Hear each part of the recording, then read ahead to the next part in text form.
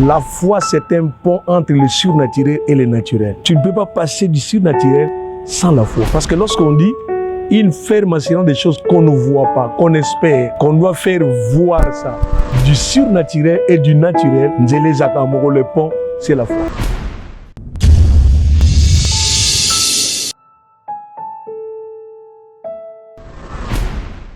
Bonjour à tous, et comme on le dit à Lingala, Mbote Nabino, et bienvenue sur l'émission La Délivrance aujourd'hui. Aujourd'hui, je tiens vraiment à remercier vous tous qui suivez nos vidéos et remercier particulièrement le frère et sœurs de l'église Mievi et vous dire qu'on vous aime et vous tous aussi que nous suivez dans le monde entier, en tout cas que Dieu vous bénisse. Aujourd'hui, notre sujet du jour est tiré des Romains 1,17 partie B qui dit que le juste vivra par la foi. Cette expression est répétée 4 fois sur la Bible. La première fois, c'est dans l'Ancien Testament et 3 fois dans la Nouvelle Alliance. Pourquoi parler de cette expression? Déjà parce que la foi, c'est le fondement vraiment clé de la vie chrétienne. Mais aujourd'hui, nous remarquons que beaucoup de chrétiens ne donnent pas la place qu'il faut à la foi. Voilà pourquoi, à travers cette vidéo, on aimerait rappeler aux chrétiens l'importance que la foi a dans notre vie chrétienne et comprendre pourquoi est-ce que Dieu a choisi la vertu foi et non la vertu prière, amour, mais pourquoi choisir la foi pour vivre. Et aujourd'hui, nous serons encore bénis par la présence de notre pasteur, le révérend pasteur Salomon Pila, qui va nous éclaircir sur ces sujets, qui va nous aider à connaître des vérités cachées sur la foi. Bonjour pasteur. Bonjour ma fille. Vous allez bien, j'espère? Oui, ça va, Dieu nous fait grâce, ça va. Merci encore pasteur parce que vous nous bénissez par votre présence aujourd'hui. Et aujourd'hui, on aimerait parler de la foi. De la foi, pourquoi? Parce qu'aujourd'hui, nous remarquons que beaucoup de chrétiens, beaucoup de chrétiens savent que non, le juste vivra par la foi. Mais nous remarquons que le chrétien ne vive pas pleinement cette foi. Il y a beaucoup qui se plaignent, non, il y a la crise, il y a beaucoup qui n'ont plus cette foi. Alors aujourd'hui, on aimerait bien que vous puissiez nous aider à comprendre, à retrouver l'importance que la foi a dans la vie chrétienne. Déjà, pasteur, pour la première question, on aimerait d'abord savoir, c'est quoi la foi? Merci beaucoup, que Dieu bénisse tous ceux qui auront l'occasion de nous suivre. Que Dieu leur bénisse, qu'ils te bénissent aussi. C'est vraiment un très bon thème qui m'a fait du bien tellement. La foi. La foi, pour moi, c'est toujours la définition que les gens connaissent. C'est une ferme assurance, Hébreux 11:1, des choses qu'on espère que celles qu'on ne voit pas. La foi, pour une petite définition, j'en ai beaucoup que je vais donner aujourd'hui. La foi, c'est un pont entre le surnaturel et le naturel. Tu ne peux pas passer du surnaturel sans la foi. Parce que lorsqu'on dit une ferme assurance des choses qu'on ne voit pas, qu'on espère, qu'on doit faire voir ça.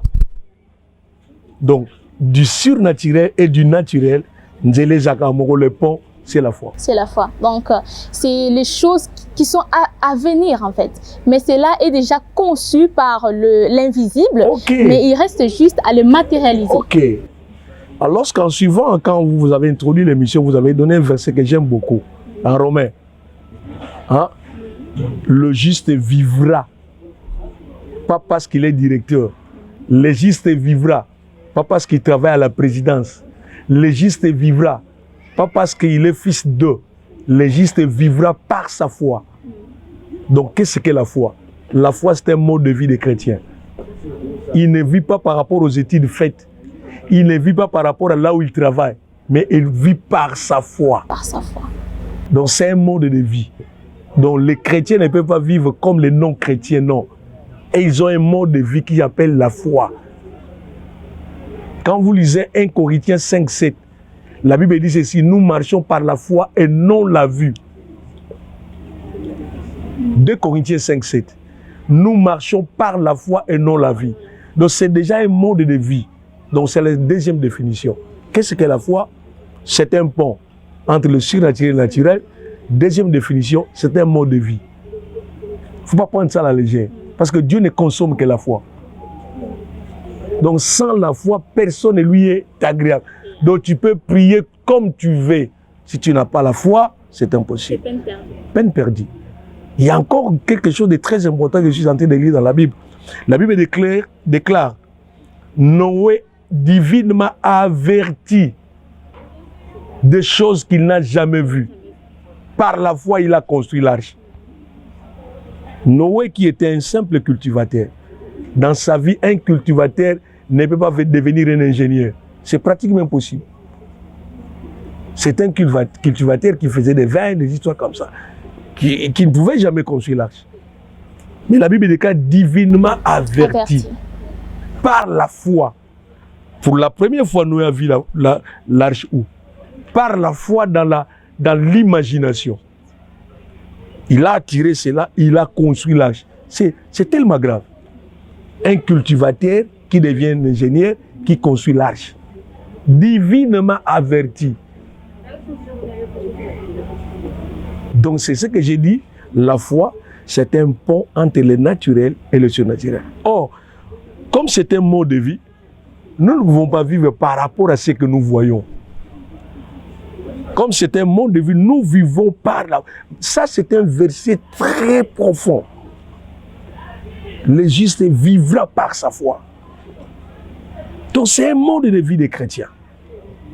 Tout ce qu'on peut dire, tout ce qu'on peut faire sans la foi, ça ne sert à rien. Donc nous devons être dans l'école de la foi. Parler de la délivrance, parler des démonstrations, parler des miracles, parler de la prospérité, la foi. C'est un mode de vie. Non, nous marchons par rapport à ce que nous n'avons jamais vu, mais qui existe dans le surnaturel, que nous devons ramener dans le naturel. Elle est naturelle, vraiment profond. C'est ça les problèmes maintenant. Et la Bible déclare si quelqu'un se met la foi comme un grain de sénévé. Nous allons comprendre que la foi, ce n'est pas une petite affaire.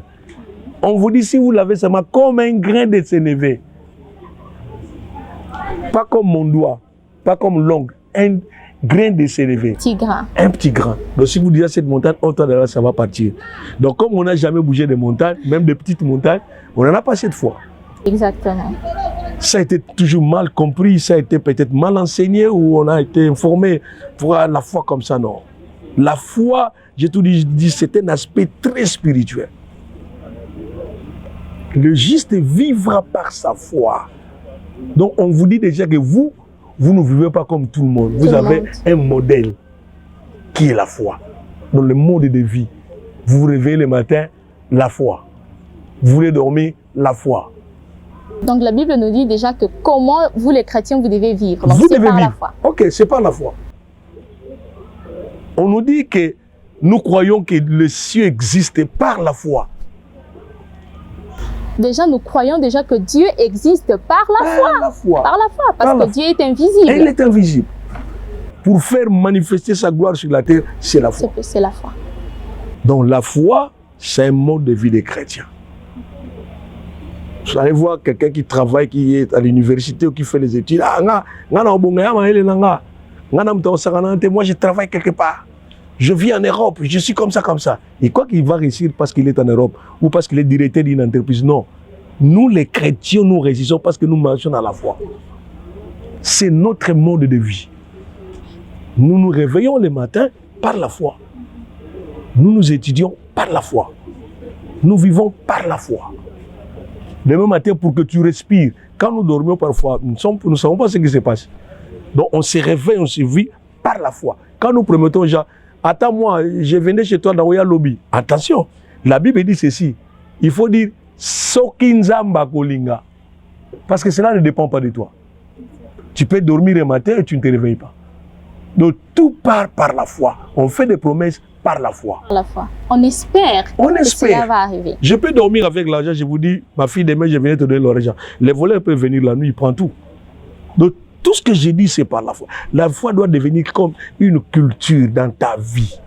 Un mode de vie. Tu ne vis pas par soi-même, tu ne vis pas par rapport à ce que tu vois, tu vis par rapport à ce que tu ne vois pas, mais tu crois en cela.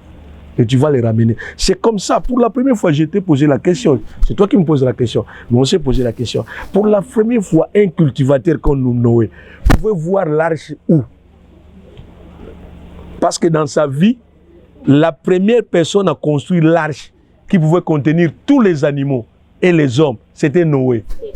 Donc avant, il y a un modèle à arche wani zalati. Mutu moko te na Bible asengisa ka bazuna ba nyamebele à côté na arche. Ça n'a jamais existé. Et lui divinement averti. Donc azaki na place te que non, na tonga ngondeki na mona arche non. Il est entré dans le monde de l'imagination. Il a revenu, il a pris le divinement averti. Comme Dieu a dit, je dois construire l'arche. Il a ramené sur la terre, il a construit l'arche. Oh, vraiment, votre réponse est vraiment profonde. En tout cas, vous nous avez vraiment ouvert les yeux en disant que la foi, c'est un pont entre les surnaturels et les naturels. Donc, c'est-à-dire que l'imagination, croire déjà aux choses qui vont venir après. Donc, on peut dire que la foi, c'est quelque chose qui viendra après. Vraiment, pasteur, merci beaucoup pour ces réponses. Et quand vous étiez en train de parler, il y a une question qui m'est venue et j'aimerais comprendre pourquoi Dieu n'a pas choisi une autre vertu telle que l'amour, que non, le juste vivra par amour ou par sa persévérance à la parole, par sa persévérance à la prière. Pourquoi est-ce qu'il a choisi la foi? Pourquoi seulement la foi? Oui, vous voyez, c'est parce que c'est un élément, c'est ce que je dis, c'est l'élément moteur. Vous savez, j'ai toujours dit aux gens dans les dimensions du surnaturel, vous savez, toute croyance produit un esprit. Si tu crois trop en la chose, tu risques de la voir. Même dans nos vies comme ça. Vous savez, vous avez regardé un film, comme les enfants. Vous avez les films, il y a quelqu'un qui vous faisait peur dans les films. Tu prends cette imagination, tu peux dormir avec ça. Tu sais que tu peux tourner la tête comme ça dans la chambre. Apparemment, il n'y a rien. La croyance produit un esprit. Et dans le monde spirituel, c'est question de croire. C'est question de la foi. Tu peux dire, non, c'est l'imagination. Cette croyance commence à produire un esprit. Et tu risques de le voir. Donc la foi, Dieu est esprit. Il faut voir, la foi n'est pas la simple confiance. La simple confiance, non. La foi est au-delà. Donc, pour faire manifester la croyance, l'existence de Dieu, le tout se cache dans la foi pour ramener ça. Ramener ça, faire vivre ça. Donc, l'élément moteur, c'est vraiment la foi. C'est une prière sans la foi. D'ailleurs, la Bible est claire. La Bible dit, Dieu dit ceci. Personne ne peut plaire à Dieu s'il n'a pas la foi. Il ne sera pas agréable envers Dieu. C'est ça la foi. Donc Dieu, Dieu ne consomme pas l'adoration. Dieu consomme la foi. Donc c'est sa nourriture pour qu'il manifeste sa gloire. Vous savez, même pendant que je suis en train d'enseigner, si vous ne croyez pas en moi, vous ne vivrez jamais ce que j'ai dit. C'est pour cela que Christ dit, croyez en Dieu, croyez aussi à ses envoyés.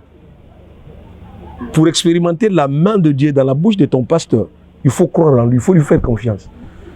Ce sont les éléments qui produisent, parce que toute croyance, j'ai dit, produit un esprit. Quand tu crois en la personne, sa parole produit un esprit. Si tu ne crois plus en lui, ça ne sert à rien. Même lors des délivrances, tout ça, déjà si la personne qui devra être délivrée ne croit pas à son pasteur, c'est fini. Donc la délivrance ça ne sert à rien. Est impossible. Ça ne sert à rien. Christ dit cela. Vous croyez en Dieu, vous devez aussi croire à ses envoyés. La relation doit être verticale et horizontale. Aucun compter, il n'y aura rien. Donc ça, ce sont des éléments moteurs qui vont faciliter la délivrance. Il y a des gens qui viennent à l'église qui ne croient plus à son pasteur. La figure de son pasteur, la tête de son pasteur ne lui plaît plus. Ça ne sert à rien. Exactement. Ça ne sert à rien. Donc vraiment, c'est l'élément moteur du christianisme. Vraiment, merci beaucoup, pasteur, parce que là qu'on comprend que la foi est un peu comparable au cœur. Oui. Parce que quand le cœur lâche, tout chez l'homme meurt. C'est tout. Donc c'est un peu la foi qui fait fonctionner toutes les autres choses de la vie d'un chrétien. Vraiment très édifiant. Et pasteur, quand vous avez parlé que à partir d'un grain, un petit grain de foi, on peut faire déplacer les montagnes. Mais vous avez dit aussi que beaucoup de gens ne croient plus à la foi parce que personne jusqu'à aujourd'hui n'a pu déplacer une montagne. Vraiment, j'ai été touchée par cette parole. Et c'est là que vient ma question, disons, comment alors avoir une foi qui pourra faire déplacer les montagnes? Comment l'avoir? Merci beaucoup. C'est la même question, la réponse que dans nos précédentes émissions, les gens, s'ils m'ont suivi dans la précédente émission, j'avais parlé. La foi vient de ce qu'on entend. Pour que la foi grandisse, il faut un bon message. C'est l'information. C'est un message. Quand le message vient, ça peut voluminer la foi. La foi devient de plus en plus ferme. Parce qu'il y a des fois qui sont des fois instables. Il y a la foi qu'on va parler de sortes de foi prochainement. Une foi stable. Cette femme qui courait derrière Christ dit, si je puis toucher seulement sa robe.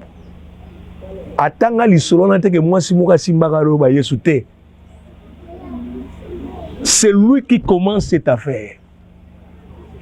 Avec des risques. Parce que la loi disait qu'on ne peut pas toucher un sacrificateur. Ça, ce sont des foi qui sont stables. Donc la foi a des dimensions. On en parlera, j'ai dit, dans d'autres émissions.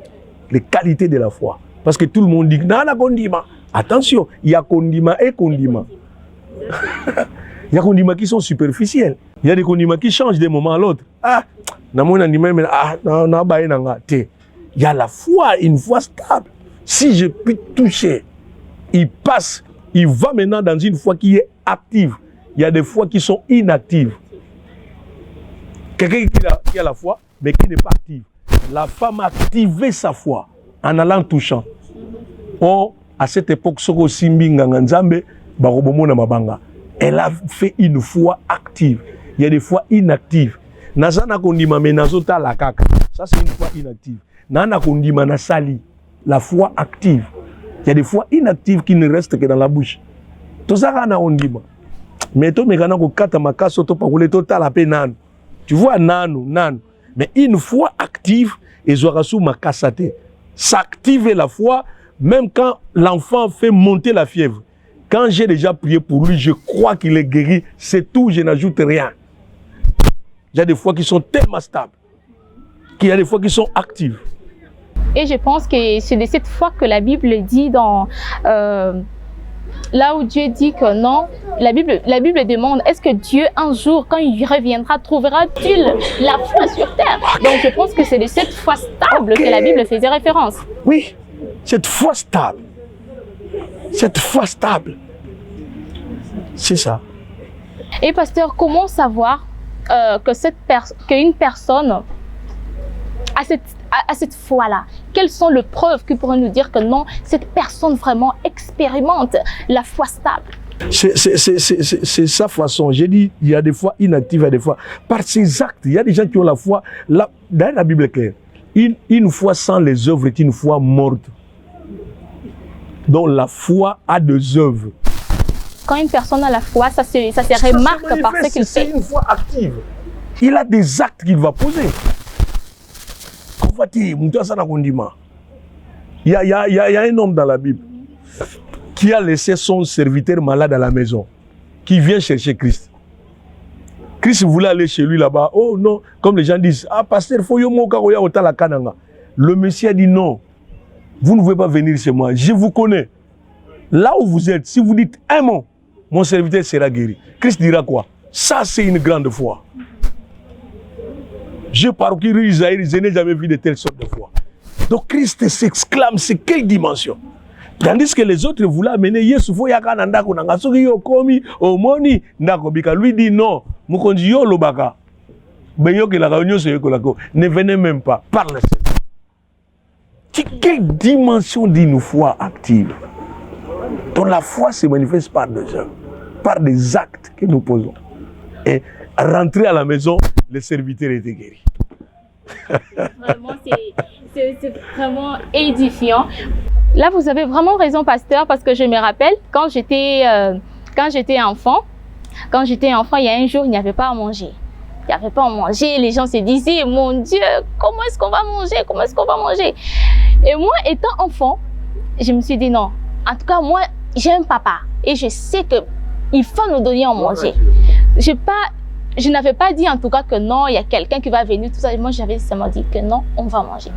Et puis le soir, je vois, il y a ma mère qui prend un peu du pondo, tout ça, il nous prépare à manger et on a mangé. En mangeant, je regarde ma mère, je lui dis, maman, j'avais dit quoi? Que on va manger. Il me dit que toi, tais-toi. La nourriture, est-ce que la nourriture est tombée du ciel? Tout ça. Je me suis dit non, moi j'avais pas dit que non, ça va venir, tout ça, mais j'avais juste dit qu'on va manger. Et par là, j'ai compris que la Bible dit que celui qui entrera au ciel sera aussi comparable à un enfant. Oui. Des fois, je me demandais pourquoi est-ce que la Bible disait cela. Et j'ai compris que la Bible faisait juste référence aussi à la foi. Qu'il aimerait que nous, les chrétiens, qu'on puisse être comme des enfants. C'est-à-dire croire sans penser que non, comment est-ce que cela peut arriver, tout ça. En tout cas, j'étais vraiment scotchée déjà face à ces versets et face à ce qui m'était arrivé. Donc, je pense que vous qui nous suivez aussi, en tout cas, soyez comme des enfants, pas vous comporter comme des enfants, mais ayez la foi comme des enfants, croire sans pourtant se dire d'où viendra la chose. Vraiment, c'est vraiment édifiant.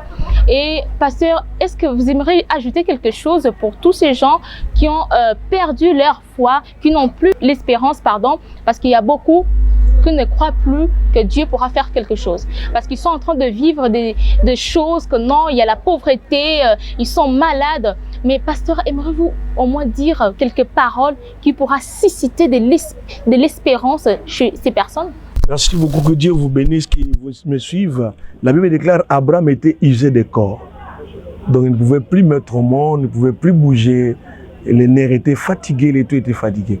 Mais il a pu donner à Sarah Isaac, qui croit, malgré leur état physique, leur réalité spirituelle, leurs problèmes, qu'ils aient la foi, qu'ils soient stables dans leur foi. Le Dieu que nous prêchons va consommer leur foi. Et en retour, ils seront guéris, ils vont vivre la main de Dieu. La foi, la foi, la foi. Merci beaucoup, pasteur. Vraiment, je suis bénie et je pense que vous aussi, vous êtes bénis par le sujet d'aujourd'hui. En tout cas, vivons par la foi. Parce que sans la foi, nous ne pouvons pas vivre. Parce que Dieu ne viendra pas prendre une église où il y a des prophéties, il y a de délivrance, tout ça. En tout cas, Dieu ne viendra pas pour cette église. Mais il viendra pour une église qui aura la foi authentique. Parce que, pasteur, c'est seulement par la foi déjà que nos problèmes seront résolus. C'est par la foi, comme vous venez de le dire, que Noé a eu cette initiative de construire l'arche, et c'est seulement par la foi que nous pourrions aussi vivre le miracle. En tout cas, et je pense que c'est par la foi aussi que Dieu pourra vous faire sortir des situations que vous vivez actuellement. Merci beaucoup, c'est la fin de notre émission. Vraiment, j'ai été ravie de partager cette parole avec vous. En tout cas, retrouvez-nous pour l'émission prochaine. Et surtout, ne ratez pas cette émission parce que nous allons beaucoup plus parler particulièrement, comme vous avez dit, de preuves, de sortes de foi. De sortes de foi, tout ça. En tout cas, moi, je ne vais pas rater cela et je prie que vous aussi, vous ne puissiez pas rater cela. Surtout, mesdames et messieurs, soutenez cette œuvre de Dieu. Je sais que beaucoup se disent que non, on n'a pas le moyen pour soutenir cette œuvre, mais comme le sujet d'aujourd'hui le dit, il faut avoir la foi.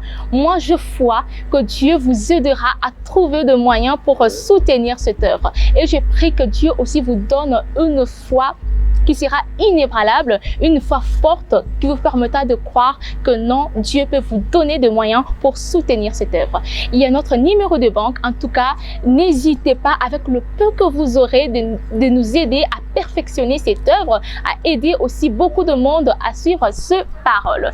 Merci beaucoup, que Dieu vous bénisse. N'hésitez pas à nous appeler, que Dieu vous bénisse et surtout portez-vous bien.